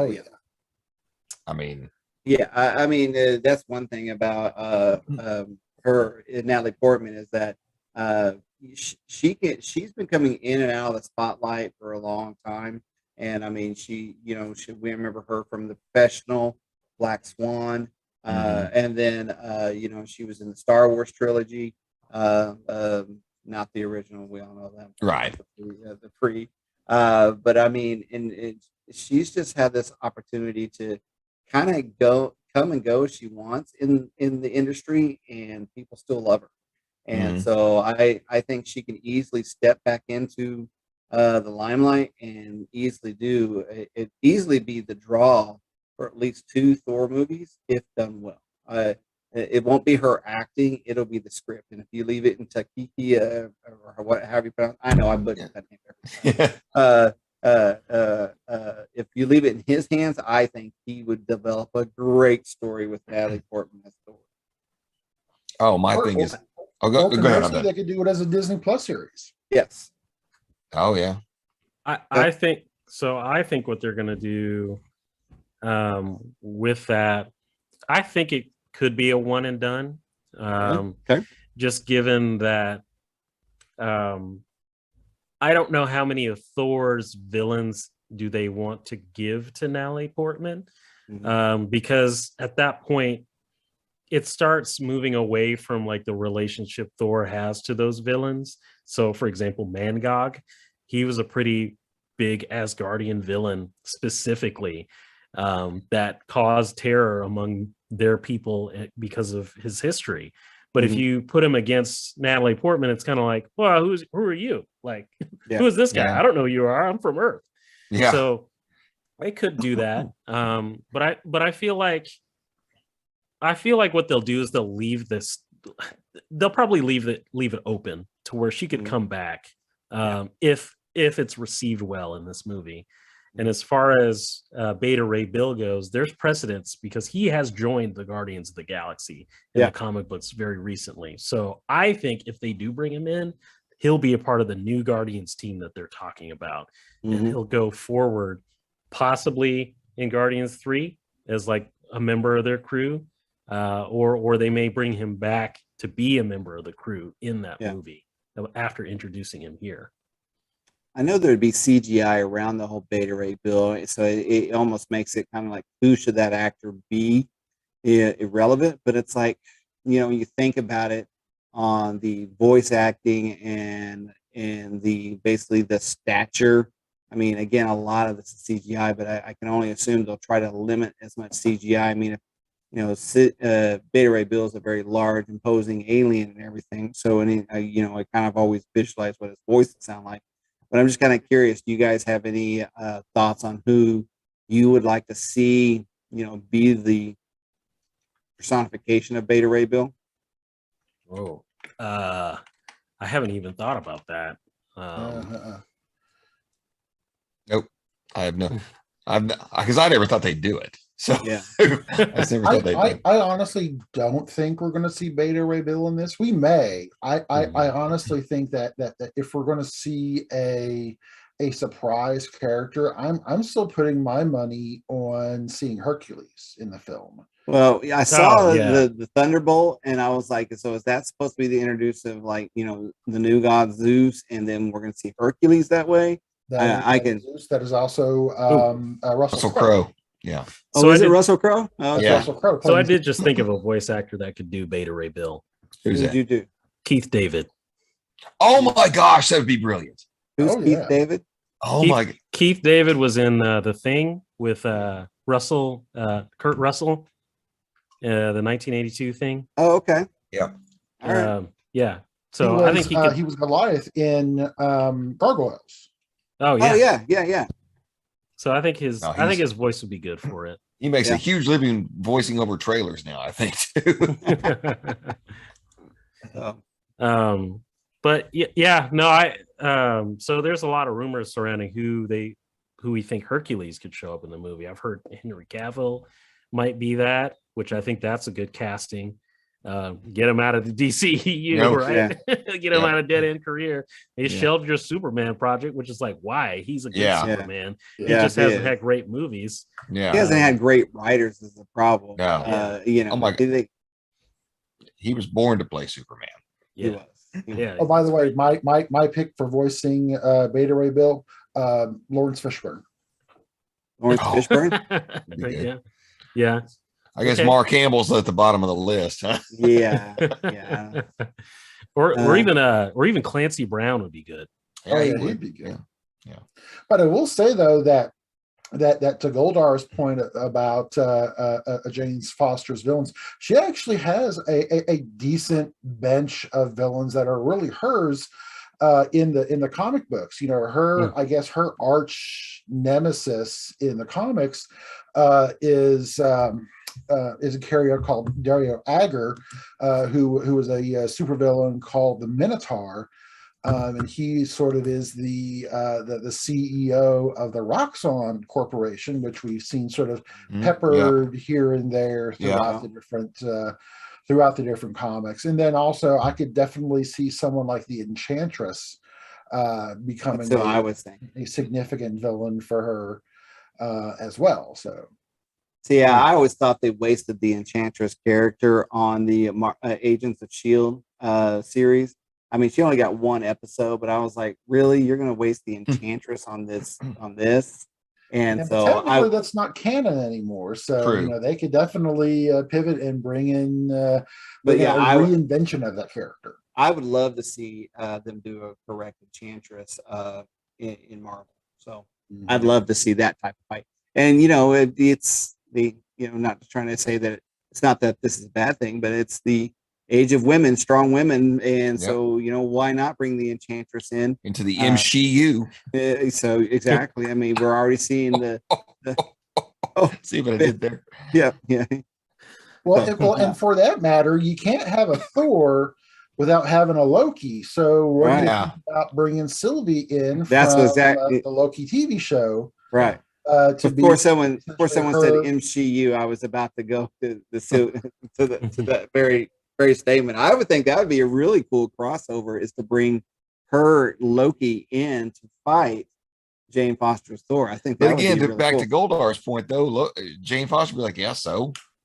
I mean, but I guess I don't even know that it would be necessarily a fight. I think it would be sort of that thing where they maybe butt heads there at the beginning, but then they have to team up to take down the real bad guy.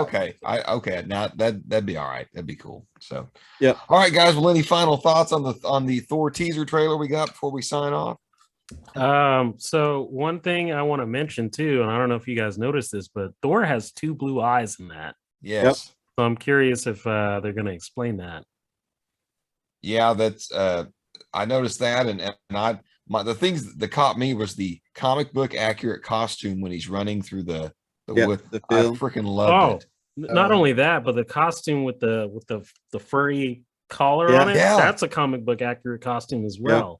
Yeah. So they're Well, really even the Ravager costume, that's very reminiscent of Thunderstrike, which was a Thor knockoff character in the 90s. So, Yeah. Oh yeah. yeah, so and then of course noticeably missing from this trailer is Gore the God Butcher. Yes. I feel like the second trailer is going to have a way different tone. Yeah. Because this character is pretty he's a pretty dark character, and his influence during that run was it was a pretty dark run. Right. If I remember Which is, correctly. again, I'm gonna give CC Taika's take on this, because Mhm. he's probably the one that kept Ragnarok from being just a depressing slog. I mean, Oh 'cause yeah. that could have gotten Mhm. really bad. I mean, it's a dark, like we said before we went on the air, it's a dark story anyway, but his sensibilities kind of kept it moving along, and Mhm. of course, he also threw some Planet Hulk in there. So Oh yeah. Mhm. Everybody loves I me some think- Planet Hulk. that's right. That's right. So here's what I think. I think in the next trailer that we see for this, it's going to focus a little bit more on Jane Foster and maybe sort of setting up the dynamic between Jane and Thor in the movie. And I think sort of the stinger at the end of that trailer would then show Gore. And then probably your third and final trailer would then show sort of the conflict between Gore and the two Thors. So I mean, it showed Gore in action, basically. Yeah. So I like it. I like it. you too. Well, you know what? This has been a good show, guys. We're running up on 10 o'clock, so we're going to try to sign off. Want to thank everybody who's tuned in. A lot of great comments, a lot of great participation. Want to thank our panelists tonight. A bunch of bullets had to bounce out, but I want to thank Mr. Narwhal, the Reverend, Goldar. Don't miss the new episode of Nightcrawlers is going to drop. We got more favorites. I think at least one more favorites and flicks coming, and a new episode of Sci-Fi Friday tomorrow night. For Fanboy 918, I am the Geek Boy signing off. Peace.